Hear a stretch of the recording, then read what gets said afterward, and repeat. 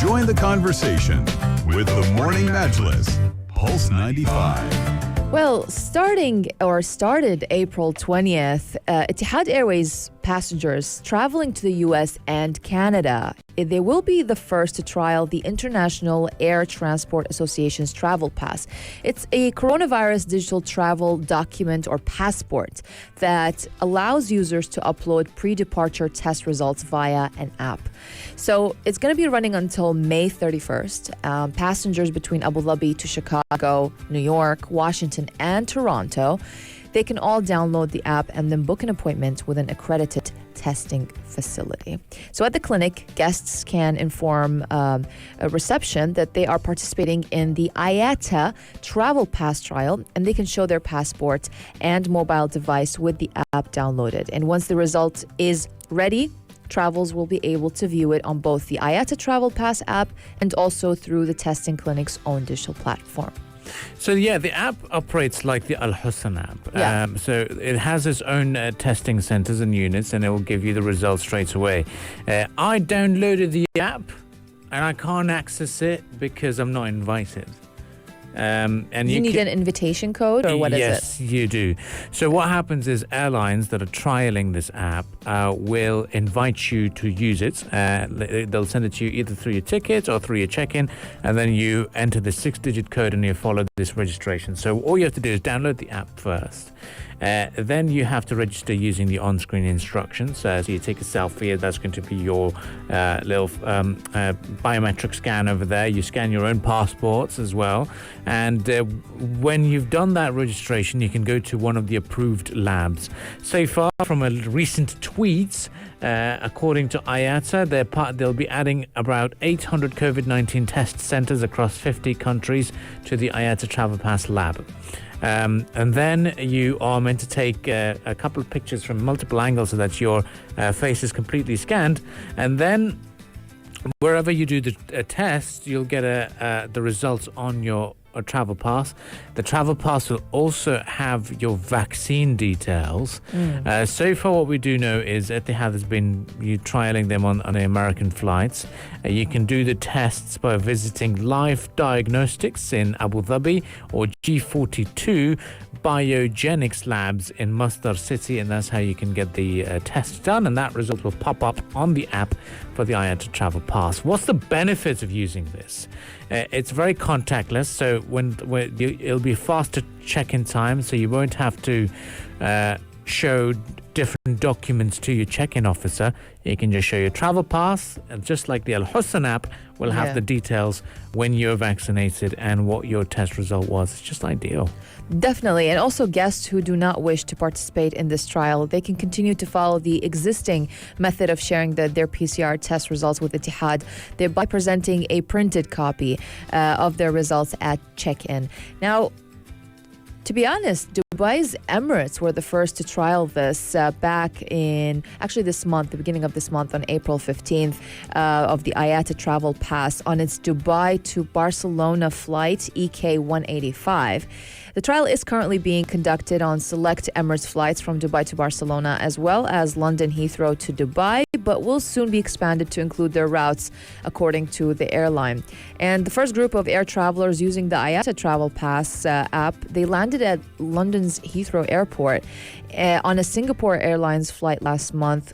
Virgin Atlantic also said last month it will trial the app on its London-Barbados route from April as well.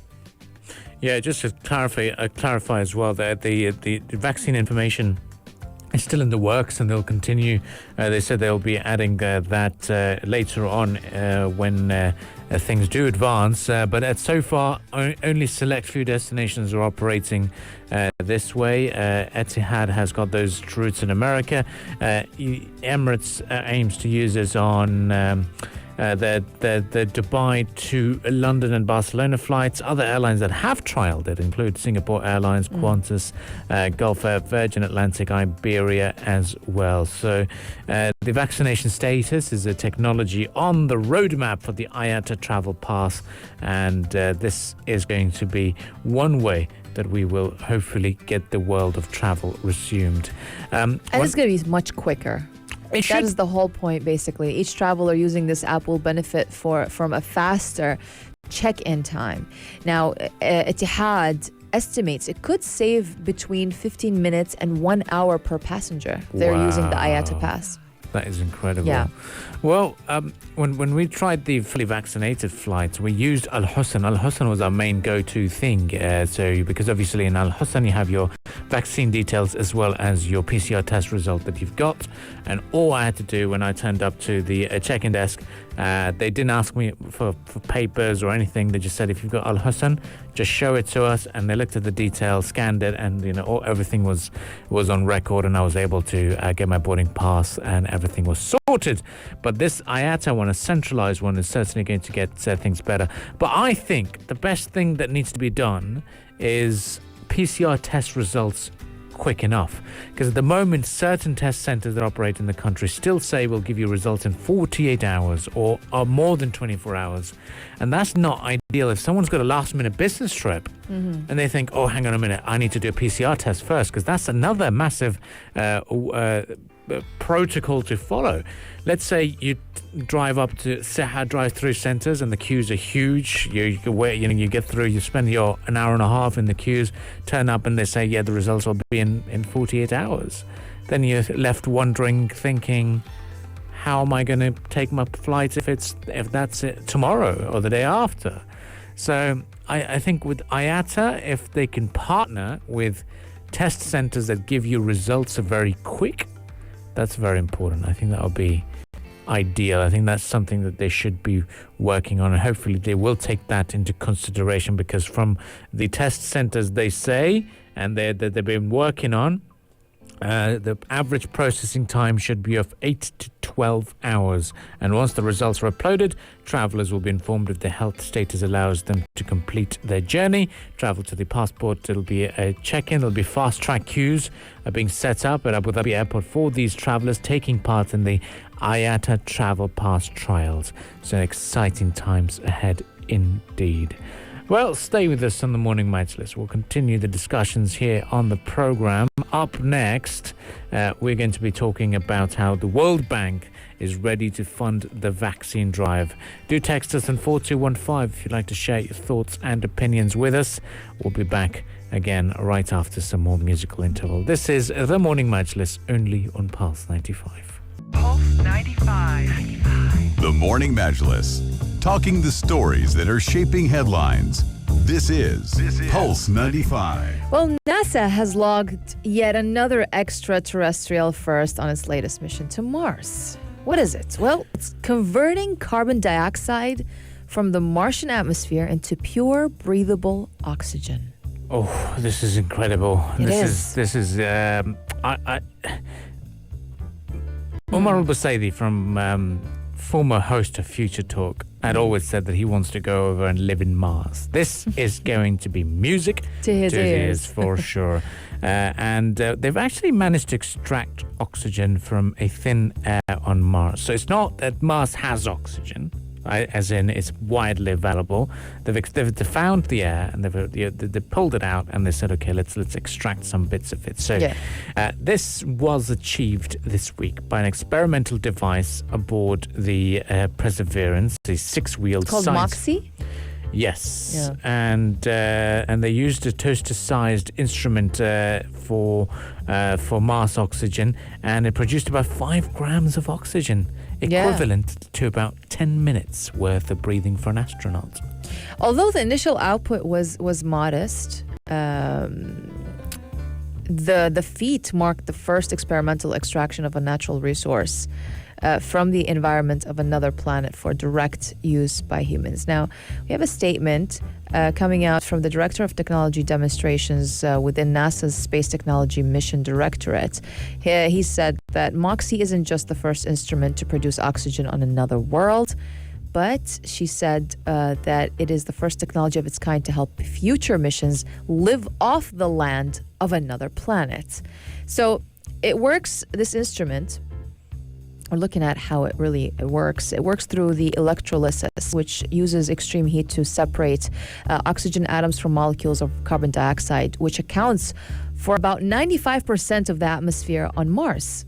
So the remaining 5% of Mars' atmosphere, which is only about 1% as dense Earth's, it consists primarily of molecular nitrogen and argon.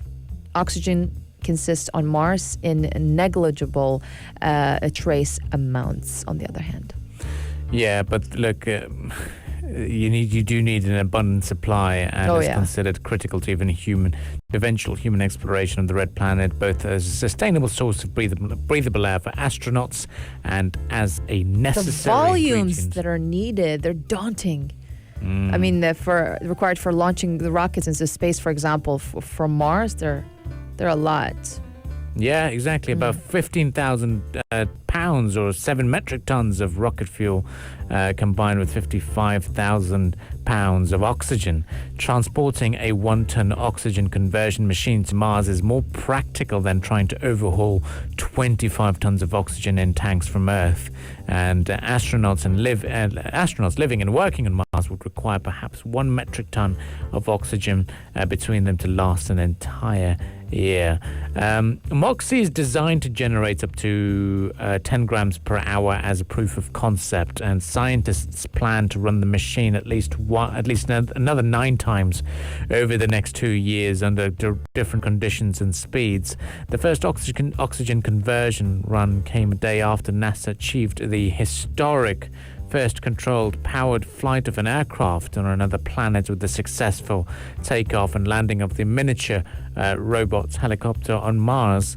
And like MOXIE, the twin rotor chopped, dubbed Ingenuity, hitched a ride to Mars with Perseverance, whose primary mission is to search for fossilized traces of ancient microbes that may have flourished on Mars billions of years ago.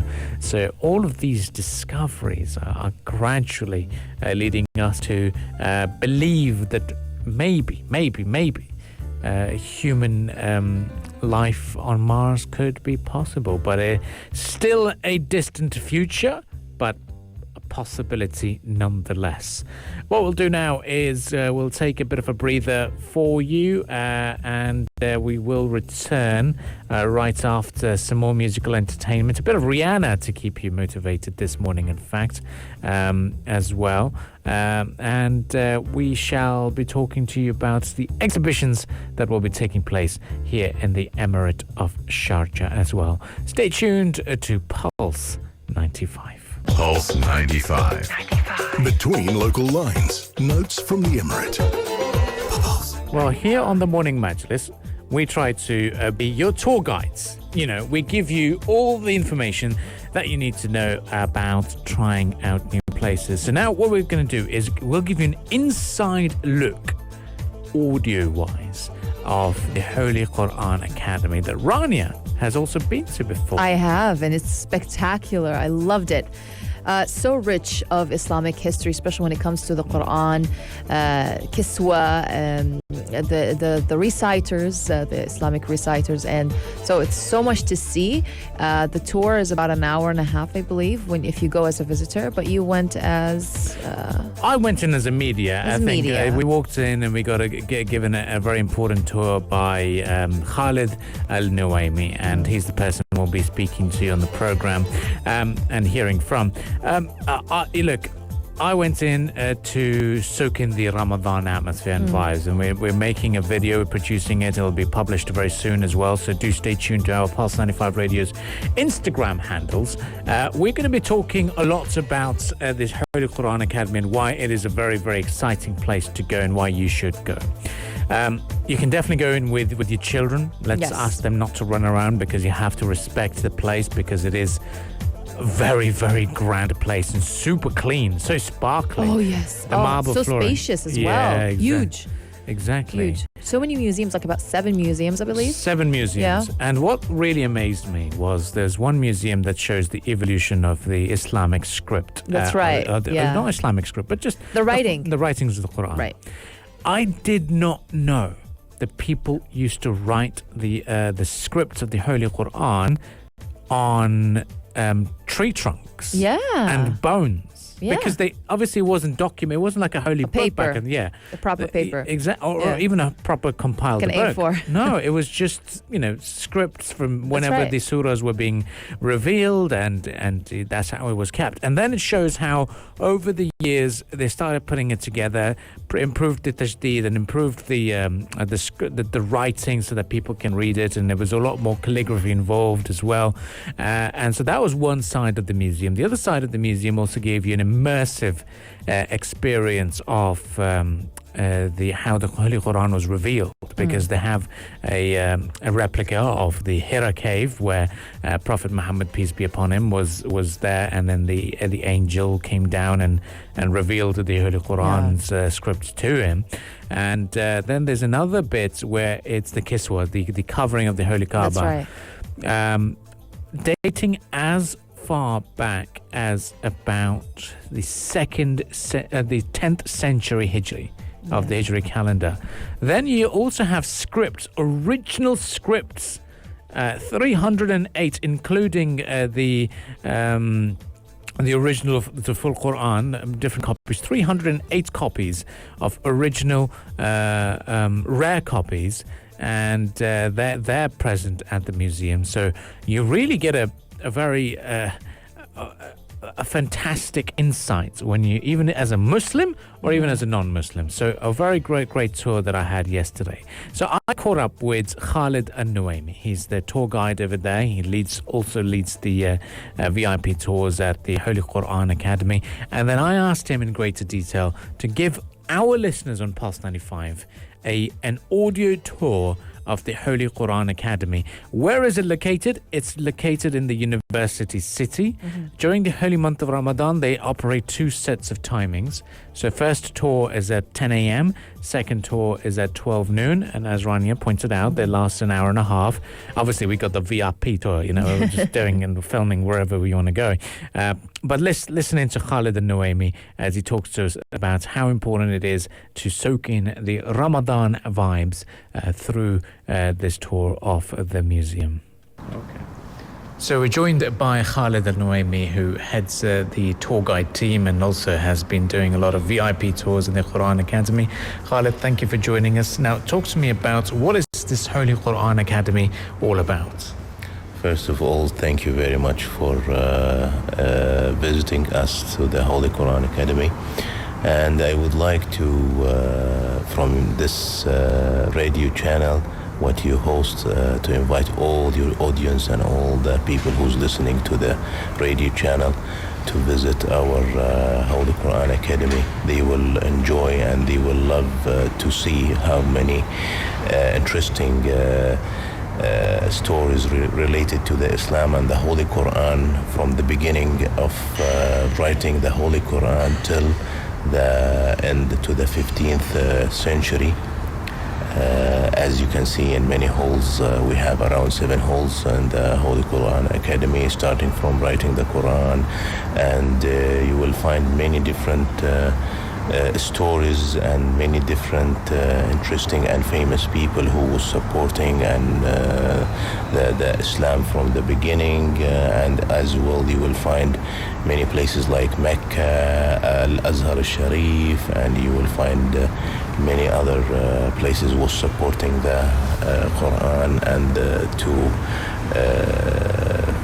help many people around the world to know about Islam. So when one walks in and they see something unique, I particularly saw something unique and I didn't know about it, was that the writings of the Quran was on bones and even on tree trunks. Talk to me about some of the key features that you see in the 15 sections that we see over there. Actually, one of the best things when you come to visit this hall from the beginning, the first century, and starting from our Prophet Muhammad sallallahu alaihi wasallam and the Sahaba when they start to write about the Holy Quran, all what you will find here and what you will see here, it will be something interesting and new for you, especially for non-Muslim as well. And we would love to invite as much as people they can visit us, and they can see the beginning and how the steps it was going through all the centuries till the 15th century, and the latest updates with the mobile phones and the tabs and the iPads and all these things. Another thing that we saw, and I particularly wasn't aware of, was just how amazing that the Holy Quran, the different pronunciations, different way of reciting, that it's comfortable for pretty much every language. Talk to me about that section and why is that so important? Yeah, actually, this section, it's very interesting for people who knows more about the reading of our Quran, and they would like to know what's the difference between the tongue and the languages, and how it was very easy to make all people to read the Quran with different tongues, like different countries and different people. They have, each country, they have their own way to pronounce the Arabic language and the Quran. So this is the way how it is. You can read it in seven different type of readings. And then what really amazed me was the kiswa that we have, the covering of the Holy Kaaba. And talk to me about the importance of kiswa. You know, what is the kiswa and why is it so significant that we have it in the museum?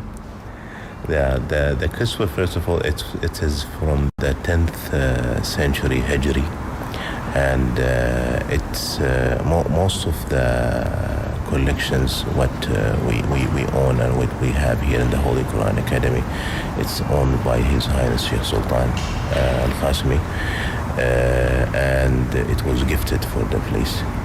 And it shows you when you come to see the details of how they was doing it in the 500 years ago, how they was building the colors, and they was manufacturing the kuswa. It will be so interesting to see it by your own eyes. Now, I'm pretty sure a lot of our listeners are now very keen on coming down. Talk to us about the timings that you operate during Ramadan, and how should they come in and book their visit to the Academy? Yeah, first of all, we would like to have your visit always at any time in Ramadan or any time of the year. You can just go through our page in Instagram. You will find the details related, the phone number. Just give us a call and just book your appointment. Okay. And how in advance should they book an appointment, or is it pretty much on the day or even day after? 2-3 days before you decide to come. Okay. Yeah. And then finally, if you're speaking to our listeners right now, why should they come to the Holy Quran Academy? They should to come to know more, if they would like to know more about how to connect the Holy Quran and the message from Allah through our Prophet Muhammad sallallahu alaihi wasallam, how to connect it with the science and how to connect it with the new updates in the century. We have a special hall for this. All right, perfect. Thank you for joining us, Khalid, and we look forward to coming back here again at some point soon. Thank you very much, and I hope we see you again soon. Sure. Perfect. So that was Khalid and Noemi, and we will continue the discussions here on the program. Up next, we talk about shopping and how you can avail some wonderful offers, be it at the Sharjah Ramadan Nights or Sharjah Cooperative Society. All of this will be discussed right here on the Morning Majlis. Pulse 95. Between local lines, notes from the Emirate. Shopping, shopping, shopping. What more do we love other than shopping and great bargains? That's what we want. Well, the Ramadan Nights shopping and entertainment event, it started today, officially, here in Sharjah, in Expo Center.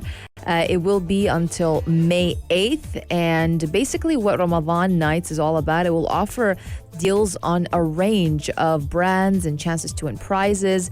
It will be open for visitors from 8 p.m. to 1 a.m. So it's great and it's convenient timing because we'll be done with the Isha prayer, and that's the great time to, relax and go shopping.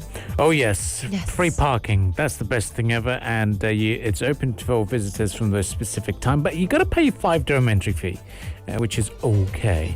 Which is okay for the discounts you'll be getting and the bargains and a chance to win a prize. You know what? I'll only be going... A BMW car this time. I'm only going down for that. to be honest, guys, I'm only going down to stand a chance to win that BMW because you've got to spend about 100 dirhams at the stalls. Okay, so that means a couple of T-shirts, a couple of shoes, and you're done, sorted. And then you get a chance to win that BMW car.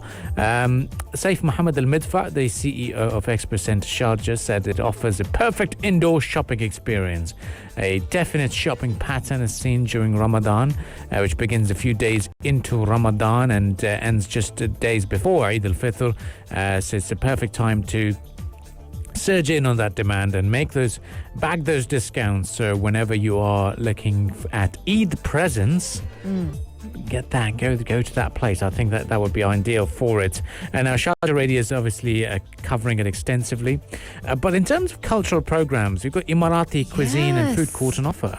That is going to be so exciting. There will be cultural programs, traditional Emirati cuisine, a food court, and more than 300 exhibitors. They will be displaying over 1,000 brands at nearly 10,000 square meters of exhibition space. Brands like the products include toys, fashion, perfumes, household, footwear, handbags, cosmetic accessories, Ramadan necessities, and food items. So besides getting those discounts, the offers that go up to 70% off and a chance to win the BMW and the shopping vouchers and the prizes and raffle draws, you'll be getting also a cultural program, or many of them in fact, in the Ramadan Nights that will be taking place again starting today in Sharjah, starting 8 p.m. until 1 a.m. in Sharjah Expo Center. It will be until May 8th. But besides that, since we're talking about discounts and we're talking about what Sharjah has to offer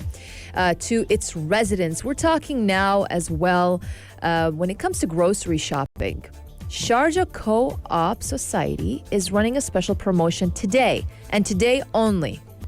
Wow. So hurry and stock up. What is it on? Apparently, they've been saying that they've got a 50% discount. It's all about clearing up, isn't it? It's all about making sure that people make the most of Ramadan and gets whatever they want. And for Eid al-Fitr, they're saying they've got kitchen and dining items. They're so handy as well. So they've got a 50% discount on that. We've also been told that they've got camping, barbecues and grills. I know the season's almost ending, but might as well make the most of it. Stock up from now. Yeah. For the next season. Evenings, guys. Evenings is pleasant at the moment. Home storage and cleaning items, ideal for a bit of a spring cleaning, summer cleaning in your own places. Bathroom and laundry items, as well as children's toys. So if you're looking for a nice little gift for your children or your niece, nephew, just a bit of a surprise, head on over to Sharjah Cooperative Society. Eid gifts. Eid gifts, for yes. the children. Avail those 50% off of discounts. Remember, 22nd of April. And what? Today and today only. Oh, yeah. Sharjah Co-op Society. Wow, 50% off. So what are we going to do after the show? Me and I you, think there's a Sharjah Co-op next to us and some I'm going to the one close to my house. Oh, really? Yeah. I'm going to go right next to the Sharjah Broadcasting Authority, and that's ideal for us. But yeah, before we do a splurge and make those discounts, make the most of those discounts, stay tuned to Pulse 95 because that quiz questions still remain there, and you can still get a chance to win this 500 dirhams. But we'll be back again bright and early on Sunday morning. Yes, we will. But if you want to catch up with all the conversations that we had so many of them, rich conversations that we had today, you can do so on Apple Podcasts, Spotify, and SoundCloud for the audio experience. And for the video experience, you can see our faces on YouTube. Just type in Pulse 95 Radio, look for the Morning Majlis playlist, subscribe, share, like, don't forget that. And thank you so much for joining us. It was a pleasure speaking with all of you this morning, waking up to all of you this morning. And thank you to all the people who texted us on 4215. So much more to come on Pulse 95, so stay tuned. If you liked this episode of the Morning Majlis, drop a like and subscribe. 95. Be sure to follow us on Instagram for all our daily updates and top stories. Pulse.